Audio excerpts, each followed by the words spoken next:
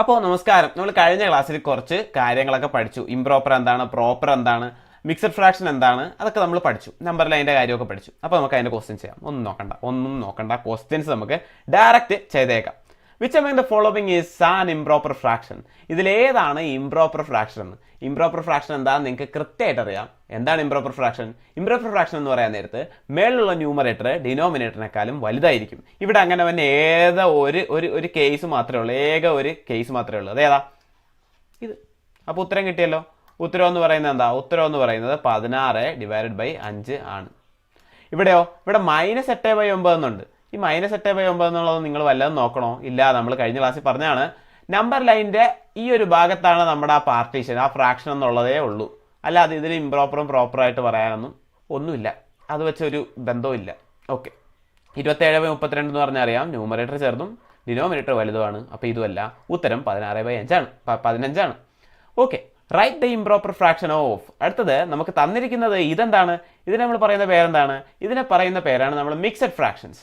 Mixed ഫ്രാക്ഷൻസിനെ എനിക്ക് improper ഫ്രാക്ഷനാക്കി മാറ്റണം. ഇത് നിങ്ങൾ ചിന്തിക്കുമ്പോൾ തന്നെ നിങ്ങൾക്കറിയാം, ഒരു കേക്ക് മൊത്തം ഉണ്ട്, അതോടൊപ്പം തന്നെ വേറൊരു കേക്കിൻ്റെ 2 ഭാഗം, 5ആയിട്ട് മുറിച്ചതിൻ്റെ 2 ഭാഗം. അപ്പോൾ ഇതാണ് സാധനം. ഒരു കേക്ക് മൊത്തം ഉണ്ട്, വേറെ ഏതോ കേക്കിൽ നിന്ന് 2 കഷ്ണവും കൂടെ 5ആയിട്ട് മുറിച്ചതിൽ 2 കഷ്ണവും കൂടെ കടമെടുത്തു. ഇതാണ് 1/2/5 എന്ന് പറയുന്നത്. ഓക്കെ, അപ്പോൾ ഇതിൻ്റെ എന്താണ് ഇംപ്രോപ്പർ ഫ്രാക്ഷൻ? എന്താണ് ഇതിൻ്റെ ഇംപ്രോപ്പർ ഫ്രാക്ഷൻ? തീർച്ചയായും നമുക്ക് കണ്ടുപിടിക്കാനുള്ള ഏറ്റവും എളുപ്പ വഴി എന്ന് പറയുന്നത് എന്താണ്? ഞാൻ നേരത്തെ പറഞ്ഞ ടെക്നീക്ക്. ആ ടെക്നീക്ക് എന്തായിരുന്നു? 1/2/5 അല്ലേ? ഞാൻ ഈ 5നെ നേരെ 1 വെച്ച് മൾട്ടിപ്ലൈ ചെയ്തു. കിട്ടിയ ഉത്തരത്തെ ഞാൻ 2മായി കൂട്ടി. അപ്പോൾ എനിക്ക് എത്ര കിട്ടി? അപ്പോൾ എനിക്ക് കിട്ടിയത് 1ന് 5 വെച്ച് ഞാൻ മൾട്ടിപ്ലൈ ചെയ്തപ്പോൾ എനിക്ക് 5 കിട്ടി. 5ന് 2 വെച്ച് കൂട്ടിയപ്പോൾ എനിക്ക് കിട്ടി 7 കിട്ടി. 7 ആദ്യത്തെ അതേ ഡിനോമിനേറ്റർ ഞാൻ എടുത്ത് ഇങ്ങോട്ട് എഴുതി. അപ്പോൾ ഇതാണ് അതിൻ്റെ ഇംപ്രോപ്പർ ഫ്രാക്ഷൻ. 5ൽ 7. എന്തെങ്കിലും വ്യത്യാസമുണ്ടോ? ഒരു വ്യത്യാസമില്ല. അപ്പോൾ അങ്ങനെ കിട്ടി. ഇനി നമുക്ക് സുഖമായിട്ട് ആ രീതിയിൽ തന്നെ ചെയ്യാന്നേ. ഇവിടെ എന്താ? ഇതിനെ ഇത് വെച്ച് ഞാൻ മൾട്ടിപ്ലൈ ചെയ്തു. 7ന് 8 വെച്ച് മൾട്ടിപ്ലൈ ചെയ്തു. അത് എത്രയാ? 7 8 56. അതിനെ ഞാൻ പിന്നെ ഇത് വെച്ച് കൂട്ടി. 56 3 എത്രയാ? 56 3 59. 59 അടിയിലുള്ള ഡിനോമിനേറ്റർ 7. ഇതിന് നമുക്കിനി സിംപ്ലിഫൈ ചെയ്യാൻ പറ്റുമോ? ഇല്ല. 59 എന്ന് പറയുന്ന ഒരു പ്രൈം നമ്പറാണ്. അടുത്തത് എന്താണ്? 100 10 1/100. ഒരു പ്രശ്നമില്ല. 100നെ ഞാൻ 10 വെച്ച് ഗുണിച്ചു, എന്നിട്ട് 1 കൂട്ടി. ഇപ്പം എത്ര കിട്ടി? തീർച്ചയായും 1000-നോട് 1 കൂട്ടി 1001 ഡിവൈഡഡ് ബൈ അടിയിലുള്ള ഡിനോമിനേറ്റർ അതേപോലെ എഴുതി 100. ശരിയാണേ? ശരിയാണ്. ഇതിനെങ്ങനെ നമ്മൾ ഇംപ്രോപ്പർ ഫ്രാക്ഷൻ ആക്കാം? ഓക്കെ, ഇവിടെ നെഗറ്റീവ് ഉണ്ടെന്നും പറഞ്ഞ് നിങ്ങൾ എന്തിനെങ്കിലും പേടിക്കണോ? പേടിക്കേണ്ട ആവശ്യമില്ല. നമുക്കറിയാം നെഗറ്റീവ് എന്ന് പറഞ്ഞാൽ പേടിക്കാനുള്ള സാധനമല്ല. നെഗറ്റീവ് എന്ന് പറഞ്ഞാൽ 0ൻ്റെ പുറകിലുള്ളത്, 0ന് മുമ്പിലുള്ളത് പോസിറ്റീവും. നമ്മൾ എത്ര പ്രാവശ്യം നമ്പർ ലൈൻ പറഞ്ഞേക്കണം? അപ്പോൾ 3/2/3 നെഗറ്റീവ് എന്ന് പറഞ്ഞാൽ പുറകോട്ട്, 0ൻ്റെ പുറകോട്ട് 3 കിലോമീറ്റർ അപ്പുറത്ത്, 3 ഡിസ്റ്റൻസ് അപ്പുറത്ത്. ഇവിടെ 1 ഉണ്ട്, 2 ഉണ്ട്, 3ൻ്റെ അപ്പുറത്ത്. 3 കഴിഞ്ഞാണ് സാധനം. പക്ഷെ 4 എത്തിയിട്ടുണ്ടോ? 4 എത്തിയിട്ടില്ല.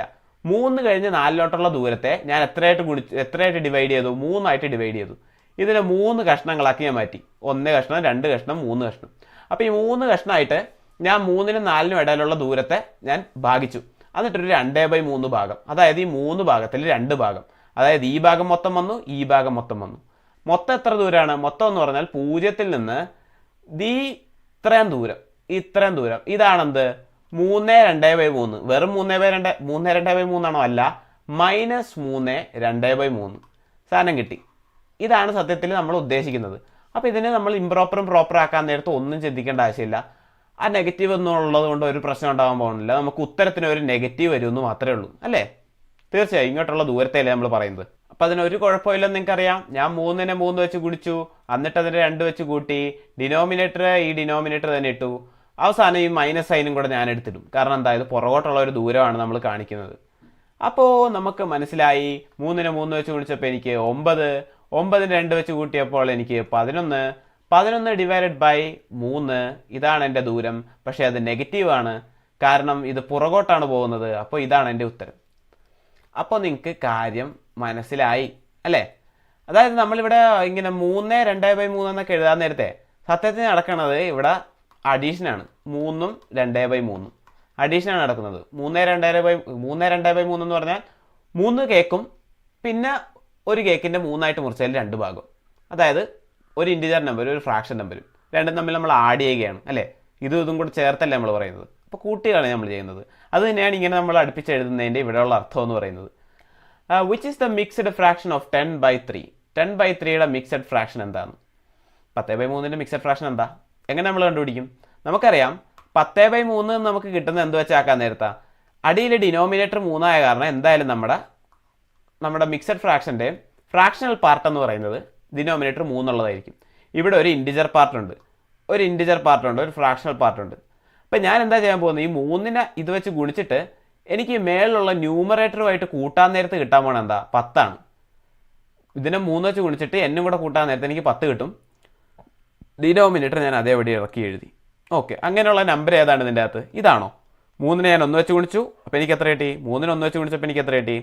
3 കിട്ടി. 3 2 വെച്ച് കൂട്ടി 5. അപ്പോൾ 5/3 നമ്മുടെ ഉത്തരം. 5/3 ആണോ ഇത്? അല്ല, നമുക്ക് 10/3 വേണ്ടത്. അപ്പോൾ ഇതോ 10നെ 3 വെച്ച് ഗുണിച്ചപ്പോൾ എനിക്ക് എത്ര കിട്ടി? 30 കിട്ടി. 30നോട് 1 കൂട്ടി എനിക്ക് ഇപ്പോൾ എത്ര കിട്ടി? 31 കിട്ടി. അടിയിലുള്ള ഡിനോമിനേറ്റർ അതേപടി എഴുതി 33/3. ഇതാണോ അത്? അല്ല, തീർച്ചയായിട്ടും അല്ല. അടുത്തത് നോക്കിയേ, ഇത് 4നെ 3 വെച്ച് ഗുണിച്ചു, 3 12. 12 3 കൂടെ ആക്കിയപ്പോൾ എനിക്ക് കിട്ടി 15. ഡിവൈഡഡ് ബൈ അടിയിലെ ഡിനോമിനേറ്റർ അതേപടി എഴുതി 15/4. ഇതാണോ ഇത്? തീർച്ചയായും അല്ല. അപ്പോൾ അടുത്ത് നോക്കി, അത് തന്നെയാണ് ഉത്തരം. 3നെ 3 വെച്ച് ഗുണിച്ചു എനിക്ക് 9. 9നെ ഞാൻ 1 വെച്ച് കൂട്ടി, അപ്പോൾ എനിക്ക് കിട്ടി 10. 3നെ 3 വെച്ച് ഗുണിച്ചു, അതിനെ 1 വെച്ച് ഞാൻ കൂട്ടി, ഇവിടെ ഗുണിച്ചു. അപ്പോൾ എനിക്ക് കിട്ടിയ ഉത്തരം 3 9 1 10. 10 ഡിവൈഡഡ് ബൈ അടിയിലുള്ള ഡിനോമിനേറ്റർ 3. അപ്പോൾ ഇതാണ് ഉത്തരം. അതിൻ്റെ ഉത്തരം ഇതാണ്.